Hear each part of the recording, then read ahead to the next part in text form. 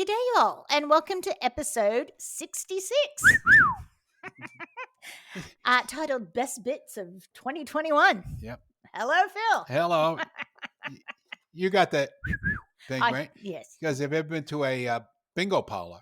Yes. When they call, can I have 066? And everybody, I don't know why. Clickety-click, 66. No, That's in that's some here. of them. Yeah. And what else? There's a few other. Legs 11, that's it. Now I won't be able to think of it. Now, Phil, do you have a favorite moment of this year's podcast? Fire! Fire! That might have been the EV4. I might be. Doesn't matter. Whatever. We're keeping it. It's just a So memorable. good, we'll talk about it again. Yes. And you? I like when I came up with the segment Brennan's Knucklehead Stories. Oh, The Knucklehead who got me some pork brisket. oh yeah. All right. Well, we're going to go through a lot of these and very shortly. So let's get to fun fact number one. Our most popular episode of 2021 was episode number 53, Southern Cooking, followed by episode number 40, In Store was the next one. Well, Southern Cooking, that's easy. Everybody loves Southern Cooking. Everybody loves it. Some you don't even really know what some of it is, and we love it. Yeah, as long as it's in butter and fat and Fried. Yes. And In Store is also good. That's a fun day because we get to talk to people in person. We gave away a few things. Yeah, and we'll do that again in the new year. We certainly will. All right, so here we go. So we're going to do now the best bits of 2021. Enjoy. Now you got the breakfast burrito, the honche ranchero burrito. Or whatever. How do you know ever say that word? What is it? I don't know what the hell you're saying. Eggs. How you say eggs? Oh, huevos. Oh, huevos. It's spelled with an H. I know J is H. Yes, huevos. Huevos. Huevos? Yes, with No wonder why I never got when I ordered. They always look at me. What did they What are you give talking about? Hey, amigo. Hey. The funny guy's back again. Just throw him anything. Point to it at the menu. Yeah. Our guest of this week, we'll bring in Richie Picard. Not the captain, Richie Pinard. So There you go. And even has hair, he's not bald. So there you go. And he's from Elk Grove, not Illinois, which I thought, but it's Elk Grove, California. Yes. So Richie, how are you today? I'm doing fine. Thank you, Phil. All right, here we go. Well, I was born in Sacramento, but raised in Elk Grove, Go Thundering Herd, a suburb south of Sacramento. My parents are both predominantly Mexican. My father does have Apache Indian and some French in him. And I was exposed, along with my siblings, to Mexican food at a very young age. It was a staple of our diet. And it really didn't take too long to realize that, my calling and contribution to the local Mexican food scene here in Melbourne was, my wife, Mary, she actually came up with the idea of doing some local farmers markets and seeing how folks here would take to my family's fresh salsa. So how come you didn't call it Mary Salsa? Well, because Mary's the idea person and I'm the do person. So she's the idea person who gets their name on it. Yeah. She trust me. She gets compensated, but no. I mean, it was. Hey, look, she was a matter of probably a half an hour ahead of me because I had the idea. She just, she kind of. She pushed you. Yeah, she put it out there, and so because I really after going to a few different suburbs and just not really having any luck, just old El Paso and Doritos brand, etc. I kind of knew what my calling was here. So it didn't take long. Diners in the New York metropolitan area and the coffee shops all run by Greeks. And you will walk in there, there was always a queue. And they will point to you. This is sort of like, the Coke, Pepsi from Saturday John Night. Belushi, yeah. John Belushi. Cheeseburger, chicken, chip. They would actually point to you and say, they won't even say, hello, how are you? None of that stuff. They just point to you. You would say, I want 2 coffee regulars and a roll with butter, right? If you don't, when they point to you, if you don't get your order out like in about 3.2 seconds, they skip you and go to the next person. You're done. Actually, my first genre going into coffee was going shopping with my mom or my father and going to the A&P. Mm-hmm. So the A&P at one time was the biggest supermarket in America. A&P means Atlantic and Pacific. And they were famous for their 8 o'clock coffee. Right. I don't know if that was 8 o'clock in the morning or 8 o'clock at night. I don't know. But it was the 8 o'clock coffee. Uh-huh. So the thing was, as soon as you walked into the A&P, the only thing you smelled was coffee. That's magic. And the reason why is because you went down the coffee aisle. You had like these little things that you pour. They gave you the bag. You pour your coffee beans into the bag. Depends upon the type of roast. So you had probably like 2 different types, like a dark roast and a regular roast. When you go to check out, each of the checkouts had a coffee grinder. And they would grind the coffee fresh. So as soon as that's why when you walked into that store, you had to buy coffee. Well, that would have smelled. I got 42 pounds at home. No, I gotta have coffee. Fresh. It would just hit you like a brick. That would set the whole day. Wait. It was like the best marketing ploy to sell coffee ever. I read a little bit on this because I found it quite funny because I don't know why people Did they use holy water to brew the coffee? Let me ask you that. No. Okay. But so they went to the Pope. They go, look, this is like the devil's beverage. Right. We need to get rid of it. He goes, okay, wait. I got to taste this first. So he tasted it and went, to quote my father, damn, that's good. So he said it would be a sin. It would be a sin to only let the pagans drink it. Okay. That's where the pagans come in. Yeah. Okay. That's right. So it was so good. I don't know if he told that to his wife and his kids that were in the other room too. The Pope? Yeah, in the old days. Oh, really? Yeah. Yeah. Not legit, but he had his coffee and everything else going. Yeah. So coffee has gone from being evil to then a replacement of evil. And the other one of my first experience of going to like a coffee shop, and this was, from the going into the city with my uncle or my father for the Thanksgiving Day parade, was going to Horn and Hardart.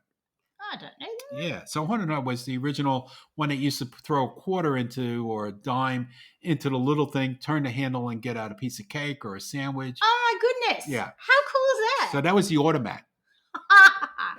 Yeah, so that was really cool. I remember going there as a kid, going there like if we had to go in the city with my mother or something. We always used to go to Horn and Hardart.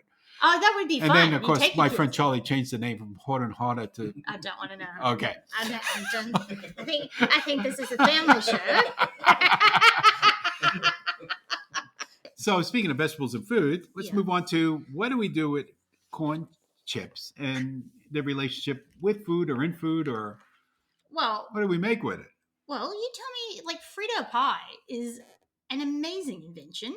That's just, you open a little bag of Fritos, Yeah. and then what do? You stick chili? Oh, and that's a pie. Yeah, I'm that's thinking a- chili pie like a apple pie, Oh, no. That's the other show we do. Okay. But that came about with the state fairs, I believe. That's right? exactly I right. remember going to Texas, and that was a big thing there. People would just get a bag of, the vendors, a Mhm. bag of Cheetos or Fritos or whatever, they want to put over it. Yep. Slice it open and either put, nacho cheese sauce on it or put chili or put both, and just think about it. Even I'm just like thinking outside, like you can make, you got leftover Fredo sauce. You can pour it on your Cheetos absolutely. or bolognese, so Anything, and it's got its own little bowl because Yeah. it's made out of aluminum. or a kind of plasticky metal. Well, sort it's a of- metal type. Yeah, and they and- don't leak. No, so you can just eat it and just, you might just have to lick your fingers. Yeah, but well, that's all right. That's what you part do of- anyway. Well, if you go to a state fair, everything is finger food, right? And it's good because, like, if I make chili, which I do, different games, I'll make a big pot of chili, and then I'll have crushed saltines, and I'll have crushed corn chips Yeah. as well, and then sour cream and whatever you want to put on it. Because it's Oh, okay. So you sprinkle it on your chili. That's a good idea. Because it just adds that crunch, and it has that That's- nice corn taste. And you used to do a special dish when you had your I had a little takeaway thing, and so people were just flipping out. I used to make vegetarian chili, Mhm. right? And then being in the restaurant, so it's cold stuff, and then you got to heat it up. So what I did was I put it into a bowl. Mhm. So I heated up for about a minute to get the chill off it, then took it back out, and then put a piece of American cheese on top of it. and then melted it down. So it's say another 30 seconds. And then after that, so it was a round bowl. I got the triangular tortilla chips, and then stick it in around the outer side of the bowl into the chili, and it looks like a sunflower. Oh, how pretty! And people were just flipping out. Oh, how look good! Might not taste that good, but it looks really, really good. I mean, if you want to impress somebody, that with little effort, you can't. I mean, it's summertime now, but once it starts getting chilly, like next week here, because we start off the week in winter. That's right. We're going into extreme summer now. Don't put away your winter clothes because you always need them. But if you're making a bit of chili, it's just so easy to do. How cute. And it looks just, you put it on somebody's in front of them, they don't want to eat it. They want to take a picture of it. That you were pre-Instagram, Phil. You missed your moment. I missed it. Yeah. Oh, another thing just went right over my head. I did a bit of research about, wacky flavors of corn chips. Japan wins. They get the gold medal. Wasabi mayo. Yum. Now, I bought that little Kipi. Yeah, Kipi. Yeah, and they made wasabi mayo. If you find that at any of the Japanese stores or any of the international stores, buy it. Okay. And just put it on. I put it on French fries, or I was doing the sweet potato fries. Yes. On that, it's just like so good. Then they got tuna and mayo. Yeah, that's like the sandwich at Conrad's Diner. Sausage. I don't know what kind of sausage they would use. Right. I don't know. Cheese and almond. That's pretty weird. You never think about putting cheese with almonds. No, and I don't know why. Because, is it the sweet almond sort of marzipan-y thing? Or is it, I don't know. No, we have to go to Japan now. Fried chicken. Okay, I can see that. Yeah. Fondue. Why is fondue there and not in France? Well, yeah, because France has olive. That's their flavor. Yeah. I don't know. Roe and mayo. A little caviar. A little caviar. Sesame chicken. Yes, I can. Garlic. Winter crab. Winter crab as opposed to summer crab. We've got shrimp mayonnaise. Yeah, yuzu and plum and cheese. That's another weird. No. Well, it's worth the I'll stick with the wasabi. I think the wasabi be really nice. Like, you buy those wasabi green beans. Oh, I love those. Oh, God, they're so good. But not with the and also roe. The almonds with wasabi and soy. Oh, that is so good. Yeah, the blue diamonds. Oh, yeah, blue diamonds. That is. People from my hometown. All right, here's one for you, Barbara. Yes? Okay, we'll take toilets for 200. Oh my God, what am I getting into? Yes. How many flushes are there in the first 5 minutes of halftime? Gdayall, and welcome to episode 19. This is all around. Can we get the music first, Maestro?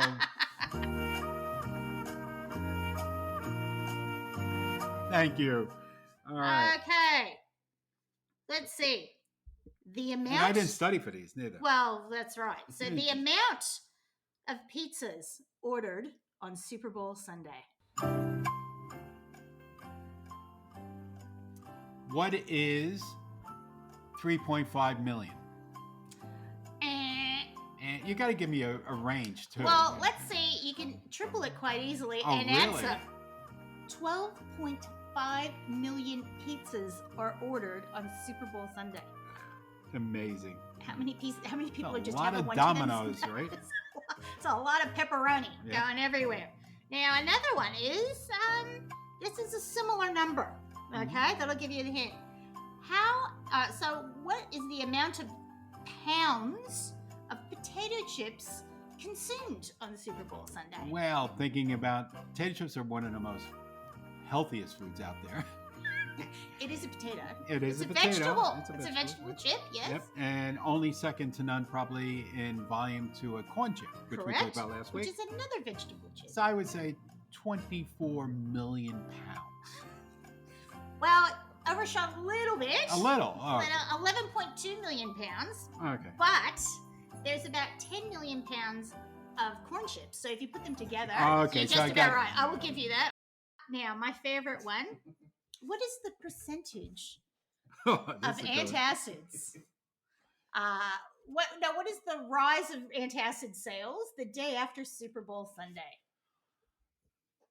What is 32.3%. Not far off. 20%. 20%. And Tums for the tummy. and 1.5 million sickies. See, and I had never seen pizza sold by the slice except in movies. Mhm. And like, Tony from Saturday Night Fever. But I remember him, I went, oh my God, you can buy it by the slice. Yeah. How exciting. So when I went to New York, I made Brendan find a place and I said, I don't care what it is, we're buying it. It's on 86th Street in Brooklyn. Actually, Wow. the original one where they showed with Yeah. Tony walking down, that's 86th Street with the L over it. Very famous area there because they also shot the French Connection in that area. I was just That going to was say just that up looked the familiar. block from them, about 3 blocks up, where it turns onto Newtrick Avenue. And then Welcome Back Kotter. That scene there, same train line. See, I told you, this is your show. It's my show. This is all your area. I just wanted to say one more thing back to the Detroit, since we're doing a bit of history. Yep. Because I love this, because I got a thing with the 20s, right? Hmm. But it was developed in 1946 from a former speakeasy place, which they used to call a Blind Pig. So again, back to alcohol, here we are. Yep. So there's a bit of controversy. So we've had controversy with nachos. We've had controversy with chocolate. We've had controversy as well. So this place was owned by Gus and Anna Guerra. So sources disagree whether the original Sicilian-style recipe was based on her mother's recipe or a recipe from one of the restaurant's employees. Mhm. Connie, what's her last name? Picanato? Picanato. I reckon Connie Pick.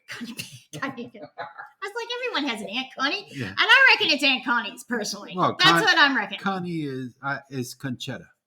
Yes. Well, I have an Aunt Connie. I know. Everyone I know that's Italian has an Aunt Connie. Yep. And a brother that's Tony and Uncle Joey. So I thought And that was Paulie. funny. Yeah, Paulie. But I just thought that was funny because it finally found a little bit of who invented what. So either Connie or Anna's mother. But I like to think, because of local automotive suppliers, that's where they got the pans from. Did they take the grease and the oil from the cars out of it first? Well, maybe people came back and got like, the ones I got last week tasted better. Yeah, Was you that had new that pans? dark. What was that dark oil you put in it? Yeah. But I broke a tooth. I thought it would look like a little plug from a piston. It cooked really quick in the oven because a little bit of combustion. But to me, that's so Motor City, Yes. isn't it? An oil pan for your pizza. Jeff Spicoli, Fast Times. That's a at nice Ridgemont Italian High. name. He was Spicoli. I thought that whatever. No, it ends with a vowel. Well, okay. I thought it might have been Polish, but I'll go with Italian. Sean Penn, his breakthrough performance with Mr. Hand. So it's American history. They're discussing Cuba. Next thing you hear on the door, he goes, "Who's there?" Pizza guy. Pizza guy delivery. He's like, "Pardon me?" Come in. He goes, "Who got the double cheese and sausage?" He's like, "That's me, dude." It's like, "Did you order a pizza and hand to my class? This is my time, Spicoli." He goes, "I was thinking about that, Mr. Hand. I'm here and you're here. This is our time." But I just wonder how many smart Alecs then tried to order pizza to school after that movie, because I think that was a pretty good idea. I'm excited because I don't know what it is. See, if you don't read the rundown, that's what happens. Yep. I glance over. I'm like Dean Martin, You just, I just go for it. do you need a scotch with that? Yeah. And a piano. I think I'll go to the couch. Yeah. But looking at a full color map of the U.S., this is almost like looking at, Republicans, Democrats, and Dixiecrats. That's exactly right. Because that's the way it just is colored, just that way. So, but, where all the big popular states, have voted for soda. Soda. Okay. And then all the Midwestern states, they're in yellow. That's how you say. That's right. So they are pop. And then basically down south, they're Coke. Coke. And everything's Coke. So I'll have a Coke. What kind of Coke do you want? I'll have a 7-Up Coke. Speaking of 7-Up. Okay. 7-Up. 7-Up. Right. So carbonated soft drinks started accidentally. A great accident in 1700s, where evidently there was a bowl of water. I hope it was boiled. I don't know. But it was near where they were brewing beer. and somehow it sort of jumped the fermentation, and then the water was fizzy. And they went, hey, let's try that. And the first soda was made by? Tell me. Schweppes. What? And to quote Johnny Carson, I did not know that. In 1840, soda counters were added to pharmacies because people, like fizzy, bubbly drinks were seen to be like health tonics. Yes. So all these great flavors now that we're worried about rotting our teeth doing things were, health tonics, not snake oil, but you went to the pharmacy and they would mix a little something for you.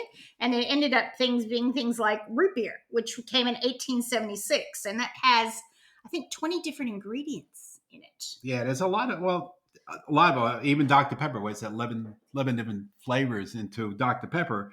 And that first came out of Waco, Texas. Okay. And it was originally sold as a brain tonic, and then the 10, 2, and 4 became some scientific study. Those are your lag times in your body chemistry that you need to pick me up. And Dr. Pepper is there to pick you up. Sugar hit, bang. Dr. Pepper was actually prior to Coca-Cola coming out too, which, it's an old American drink. People are still fascinated by it because you can't quite pick the flavor. Yeah, and Dr. Pepper was people think it's cherry, but it's not. No, it came out in 1885. Dr. Pepper. That's what I got here. Yeah. And Coke was 1886. That's right. Just pipped them. 1898 was Pepsi. Yes. And then one of our favorites, Cheerwine, 1917. That's a latecomer. That is. Hey, do you know what? Oh, what? Hey, Pepsi Cola was called? PepsiCo. No, it was called Brad's Drink. Because the guy, the pharmacist, was, I think his last name was Bradman. And it was called, I'll come in and have Brad's Drink. So it's his little special little concoction. And Dr. Pepper had a little nickname as well. It was called a Waco. Like the things you talk about before about going into the pharmacies and having soda, that was never in New York. Right. Never seen anything like that. See, this is why we're a good duo. So then it has to be Penny from Cleopatra Cakes. That is right. When did you make your first fancy cake?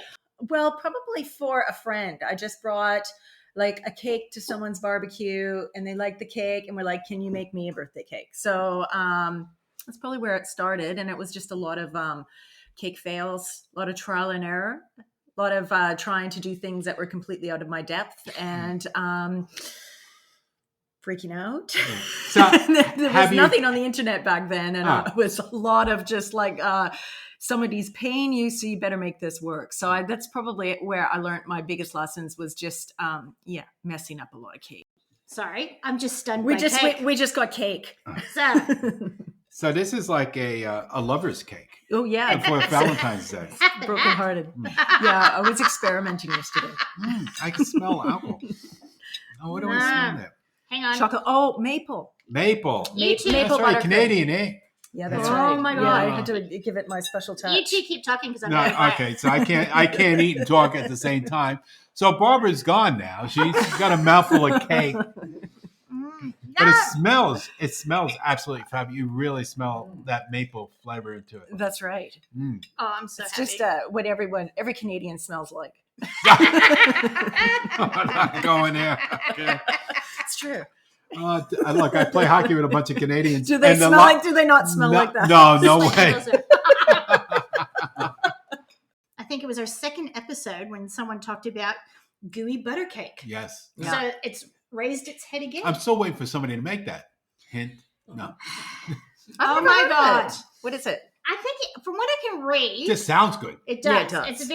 It sounds very much like a blondie. It sounds like a cake that went wrong, like a brownie. Yeah. And it was flattened and it's ooey and gooey Like and dense. buttery. Yes. Yum. So it started in St. Louis. Now, Teresa Rose, who came and talked to us about Thanksgiving, they start their kind of Thanksgiving morning with gooey butter cake. So you can make it for breakfast. Cake for breakfast is not a sin. A German chocolate cake. Oh, yum. Which is yum. Yes. That's big in Canada. Is it? Yeah. With a lot of Germans. Well, that would make... I don't know. Is it? I mean, I don't know what makes it German. Oh, well, actually, hang on. I don't know, because coconut doesn't come from Germany. You know, the icing was like coconut nuts, pecan. maybe. I can tell you. Oh. What? The cherries. Sam German is the dude. Oh, So instead of and it was a baker's chocolate competition, and he made it for that. so name came from the guy.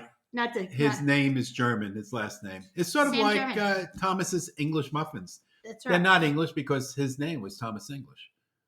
I think cake's pop culture sort of best example is cake fails on the internet. You can go down that rabbit hole for Really? like 3 hours. Oh, I dare you to look up cake fails. And so there's a really good one on BuzzFeed, which is so frightening. Because like, here's Elsa from Frozen.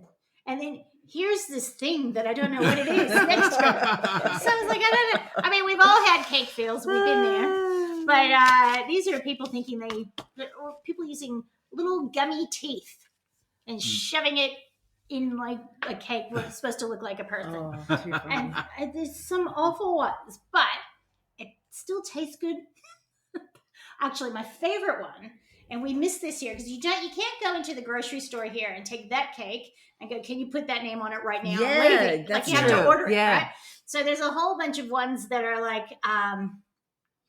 the cake actually looks like number 1 on it. So they have a number and a 1 and it says on it. But what they wanted was a number 1 for a first birthday on the cake. So they read it literally. I love like those. Stephen and goodbye underneath. And they've written underneath. Or the misspellings. Concatenations. Yeah, I might have done that maybe once or twice. or on it's like I did it. It's all going uphill. It's very funny. So I highly recommend. There's a BuzzFeed one to look at. I think there's 50. But really, if you have a boring afternoon trying to kill some time, that will do it for you. So what are some of your favorite cake creations? That I've done? Yes. I think probably my favorite one was the first one I did. No, the second one I did for the Cake Bakes and Sweets show, which was my Hindu cow, my holy cow. Your holy cow. Yeah, that one was my personal favorite. Phil Rizzuto of cakes. Holy cow. Holy cow. And I had done 2 for that competition. I did the wedding cake as well, which was like a tropical, where the theme was bright and colorful cakes or something. So I was concentrating on that so hard because for me, wedding cakes are more challenging than the sculpted cakes. Those are where I kind of feel really at home and I feel I can kind of let loose. So I was really concentrating for weeks, making all the flowers and getting this wedding cake just right. And I left myself 2 days before the competition to get the cow done. I built the structure for it. And then I thought, I've got to do this. I got to leave this wedding cake alone. I'm like, why? I took on 2 and I had a baby at home. My little boy was like a few months old. And why not? Why not? Why not? And, and so I started making this thing. And at first I was like, oh, well, just going through the process. The process is you get excited, then you start, and then you go, what have I started? And then you're like, I hate it. This is the worst thing ever. I'm stupid. I'm talking about cake or you're married? Exactly. Anyway, it's the creative process. And then you come around and then you're all happy. And, once you get rid of it. Yeah. So we have to, it's CleopatraCakeArt.com. And if you have any inquiries, I don't know what country I'm in, Penny, PENNY, because it's spelled the right way, at CleopatraCakeArt.com. So in other words, breakfast was just hominy or porridge, was considered a nutritionally unbalanced, poor family breakfast, not exactly something you aspire to. Cereal changed all that. Now, I want you to give me a little bit of history. A little history here. So, the cereal started with Kellogg, basically, from coming out of the sanitarium. Yes, so that's where you were ill, you'd go stay. Or you wanted to get healthy. That's right. So you would just build up your immune system. Mm-hmm. So there were Seventh-day Adventists, which even still exists today. That's right. And that's part of the blue zones, okay, because they eat basically a vegetarian diet. Yes. So grains are huge, grains and legumes and all of that. Yeah. So they started with that. So that's how the cereal started coming about. Now there's 2 brothers, okay, and even though they came from Battle Creek, which is pretty good name because they battled each other. Was it, did they go to business with with your family. brother, right? Okay, so they started experimenting, and one of the brothers who ran the sanitarium, Mhm. okay, and the other one developed a cereal. Right. Okay, so he developed cornflakes. I still find it hard to wrap my head around that cereal is good for you because what I personally choose. So Yeah. I'm probably lagging a little bit. And then so another cereal brand is Yeah. Post. So yeah, and CW Post, he Mhm. worked for them. Okay, so Right. and then he went off on his own, developed his own cereal. He developed grape nuts. Yum, which is like people will Yeah, heap if and you were in shoulder a each other healthy for thing now. that you Yep. wanted a brand-based cereal, so he developed that. So they had an advertisement in 1903 that promised grape nuts were the key to kicking your, actually probably my, Yeah, liquor habit. or both of us. I don't know if that will work. We have to test it. If we eat grape nuts for a week, we not want booze? would not want booze. You want to? How much money you want to put on that? Not a lot. Can we get that on Sportsnet? So these claims were accepted, but really, I don't know if it's because no one knew what a grape nut was. Yeah, because as Seinfeld you said, there's no grapes and there's no nuts in it. You know, and I have to tell that to quarantine every time they come in because they'll look at grape nuts. Oh yeah, it's got to be fruit in here. It's got to be nuts in here. No. Yeah, it's great. What do you mean no? Don't ask. Don't you know? Well, actually, What are you hiding in that box? we were having a conversation before we started recording about how you used to get the variety packs, which we still Yeah. have. Mhm. But you used to be able to cut the box open because it was waxy in the inside, wasn't it? No, they had the liner at that The time. liner. So you cut the box open, then cut the liner, and then you were able to pour your cereal. It's sort of like the thing we talked about last week with the Doritos and Yeah, in the Fritos bowl. Yeah. In that. So you could eat your cereal in the little. out of the box. I never did because I could never open it up the proper way, but I never did it either, but I never went camping, so I Yes. still had a bowl nearby. so now these little boxes, the only one that makes them is Kellogg's. Right? Okay, General Mills. They went from it looks like it has boxes on it from the outer package, but a few years ago they changed it to little pouches. That's very disappointing. It is. Because those are cute. That actually, Santa used to bring the little boxes to my kids every year in their Christmas stocking because it was a nice little. Nice little gift. Although, it would have like Well, it had little all- Lucky Charms or whatever, but the healthy could have been Cheerios, the healthy cereal. That was always the last one to be opened. Yes, it's sort of like Neapolitan ice cream. Yeah. That's right. Yeah. The one stripe that doesn't work. The rise of the mascot. Now, Phil, do you want me to talk about the first one first Yeah, myself? Because it might just be a bit triggering to you. Oh no! Don't do this to me! No. The first mascot was Snap. So he appeared in 1933, and Crackle and Pop showed up in 39. Okay, so that's over with, Phil. You can move on now. Tony the Tiger came in 1951, and Toucan Sam and Captain Crunch both arrived in 63. Now, I know there's issues with Captain Crunch not having the right stripes on him and all that, but look, he doesn't spell Captain like Captain. Exactly. And so let's not get too It's not fancy. like Captain Lou Albano. He was a real cat. Was Captain? I doubt it. I don't. And if you don't know who Lou Albano is, he's a wrestler featured in the music video with Cyndi Lauper with girls that Girls just want to have fun. That was Yeah. her father. Lou! Lou Albano. Lou. So even with we have in 1949 we mentioned earlier Sugar Crisp had its first TV commercial and it had 3 bears, Handy, Dandy, and Candy. Candy Bear. And then it just changed to Sugar Bear, which still is a pimp name to me. Yeah. I just don't know. It was also one of the first cereals to come substantially pre-sweetened. With this new development, you didn't even need milk. So it boasted, Right out the package. which is what we've been doing with our Dunkin' today. Yeah. So we made the cereal a candy bar. Seinfeld did this great thing about cereal in his last stand-up. And I get it, because cookies, we had like all the sweet cereals, there's some Lucky Charms and some Fruit Loops, and it's great. And then they came out with Cookie Crisp. Yeah.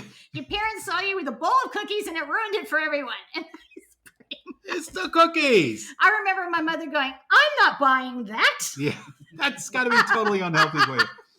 There there was no kidding. There was no. You couldn't even Yeah. do it. Couldn't talk your way out of it, huh? I've got my leprechaun next to me. So what's better, New York, Boston, or Chicago for St. Patty's Day? Well, I could only talk about New York. Okay. Okay, Chicago, I know they paint the river green. They do? It's about all I know about Chicago. Boston, I don't care about. I always just think of the Departed. I think there might be a few fights in Boston on St. Patrick's There's Day. fights everywhere. And it doesn't even have to be an Irish wedding. But the celebration of that person's heritage, especially when you knew somebody, it was so good, and that's really, and that's why New York is like, and probably even Boston, Chicago, a lot of it in the old day was very tight knit between all the different national, because they all went through the same crap, really, breaking in to become Americans. First they lived in their own little ghettos, and then they broke out of that. A lot of them had language barriers, so they all struggled through those initials, first generation here, and the second generation, third generation, then they broke out into, And that's why I think the pride is so strong. The Irish have so many different expressions. Oh, tell me. May the road rise up and meet you, So may the sun shine warm on your face. It's so nice, May the wind always be at your back, right? Yes. And then they go, another one is, which I never heard, is how's your crack? I think that's any crack? I think that is spelled CRAI. Yeah, but it's pronounced crack. Yeah, it is pronounced crack, which is a good time. Yes, it means how are you? It typically responds. Something is a good crack. Yeah. Then other short ones that I just jotted down. May you live to be 100 with one extra year to repent. So we go on for a little bit more. Let's see if we can find some. May you be at the gates of heaven an hour before the devil knows you're dead. Oh, I love that one. That actually, there is a movie, Before the Devil Knows You're Dead. That's where that would come from. That's where it comes from. I got it. Do you know the theme I'm picking up with these? What? I think these are all toasts. Yeah, they are. Well, no, but which is goes with the whole drinking thing again. Yes. So corned beef and cabbage. Well, a New York story. They couldn't, in Ireland, they don't have corned beef and cabbage. They have a bacon, a ham. Yes. But the Irish immigrants in America couldn't get that, so they were able to get corned beef. So that's how it became. So it's another American twist. Oh, yes. Because I was looking at a lot of Irish recipes, and of course most of them with potato. And a lot of it was cabbage, potato, and bacon. Yes. It's like Kilkenny, isn't it? Where you chop it up and you put it all together. It's not like, and it's like a bacon that's cooked into it so the bacon be soft and stuff and grizzly. Well, that's how it would be. Well, it would be. And that's so the Irish immigrants can get it. So they were able to get corned beef at the docks, with ships coming back from China were returning, and they had that on. They'd be pickling it. Yeah, so that makes sense. So now it's become the everyone thinks that's Irish food, but yet it is really not. Well, it's American Irish. In Saratoga, New York, there was a chef named George Crumb, our cook, and he had a very grumpy customer. Now, one version. A name like Crumb. What kind of customers do you have? Hey, who's that crummy chef? Oh, it's just Crumb. Yeah. Okay. I'll show you. Yeah. No wonder he was in a bad mood. So one story it was a farmer. Another story it was Cornelius Vanderbilt. So either one, I think I'll go with Vanderbilt because that's a better story. Yes. He ordered his food with some fried potatoes. And he said they were too thick. He sent them back. And he sent them back about 3 times. And so Mr. Crumb, a man after my own heart, passive-aggressive is my secret weapon, he evidently shaved them very thin, the potatoes, and then fried them till they were very crunchy and sent them out to the table, and they were a hit. And Mr. Vanderbilt? Loved them. And that was up in Saratoga. Saratoga, that's right. Have you ever been to Saratoga? No, I have not. You would know that you're getting to Saratoga about 20 miles before you get there. What's the smell? It's the smell. Of? The smell of the water. Oh, is that like going up to the it's the Saratoga Springs. So is it sulfury? It's very sulfury, yeah. You can't even go near it. Yeah, right. But people went up there because it was very therapeutic, and they drank it, and I don't know. I get sick, but it's really bad. Yeah, I did. When I go to Dalesford, which is sort of a similar hot springs here, people fill up the water. I'm like, that water is like at home where it has to sit down and settle for a half an hour. I don't want it. Now another story that went with this is that, and it was in Crumb's kitchen as well, is that the pastry chef was frying some pastry, I don't know what they were making, and some chips went in it, or some sliced rounds of potato. And they thought that was a good idea. But the thing is, they've been around for a very long time. As a matter of fact, there is a cookbook. You know how I love my cookbooks. Yeah. The Cook's Oracle from 1822, which was published a year before Mr. Crumb was born, and has a recipe for potato fried in slices and shavings.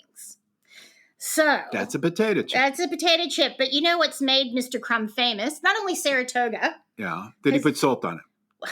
No. They've called it the Saratoga chip, if you're up there. Oh. And the good old Snack Food Association in the 1970s thought that's a good story. We're sticking with it. And they've put it in their annals. So everyone thinks that's where they started. What is a potato chip? So let's talk about Pringles and a potato chip. Well, Pringles is a manufactured, what they call crisp. Yes. Yeah, they can't call it potato chips. Because there was a high court case where they weren't allowed to call them chips because they're sort of made into a mush with potato flakes and different additives and then flattened and baked. Sort of like bologna. Yes, bologna is not a meat. Yeah. Well, it's not. It's just it's manufactured. Manufactured. Do you know who one of his first jobs was doing an ad for Pringles? Award-winning Brad Pitt. Brad Pitt. Pre-Thelma and Louise days. Really? Yes. It's worth looking it up, folks. Okay. Can I just say, I'm going to take a little break here. When I first came here, I was completely, so I was 17. I was completely freaked out when I saw that they had meat-flavored chips.